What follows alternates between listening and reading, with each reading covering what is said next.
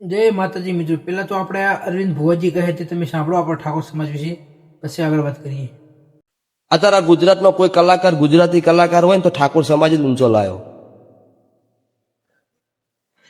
બીજી કોઈ સમાજની તાકાત નહીં કોઈ કલાકારને ઊંચો. પછી તો ભલે દુનિયા બોલાવો, પણ શરૂઆત કરી હોય ઠાકોરે પહેલા કરેલી. આ કલાકાર માર્કેટમાં ન હોય તો ઠાકોરના પગથી. કેમ કે તમારી સંખ્યા એવી છે પણ હંપ એવો નહીં.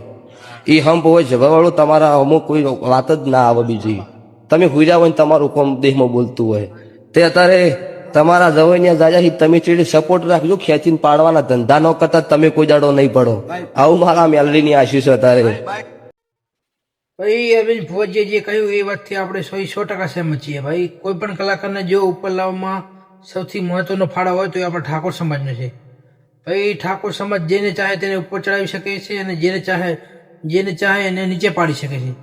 માટે ભાઈ અને એમને એ પણ કહ્યું કે ભાઈ આપણા ઠાકોર સમાજનો કોઈ પણ યુવાનો જે જાગ્યા છે અને આગળ વધી રહ્યા છે તેને ભાઈ આગળ વધવામાં પ્રોત્સાહન આપો, એના પગ ના ખેંચશો. જે અત્યારે આપણો સમાજ અને સમાજના આગેવાનો કરી રહ્યા છે, જે કે આપણા સમાજના અમુક કલાકારો કે અમુક ડીજેવાળા લોકોનો ભાઈ સારું રોજગાર ચાલી રહ્યું છે, તો ભાઈ એમને ખેંચવાની વાતો કરી રહ્યા છે. ભાઈ સપોર્ટ કરો. આપણા સમાજનો યુવાન આગળ વધી રહ્યો છે અને સમાજ માટે કાર્ય કરી રહ્યો છે, તો ભાઈ એને સપોર્ટ કરો. એને પગ ખેંચીને પાડવાની વાતો ના કરો. મારું તો આટલું જ કહેવું છે આપણા સમાજને. ભાઈ બીજા સમાજના લોકોને આ વાત ખબર છે, પણ આપણા સમાજના લોકો આ વાત સમજતા નથી. માટે ભાઈ આપણો સમાજ પાછળ રહે છે. ભાઈ સમજો વાતને અને ભાઈ આપણા સમાજના કલાકારો અને ડીજે વાળાને સપોર્ટ કરો. મારું તો એટલું જ કહેવું છે. જય માતાજી મિત્રો.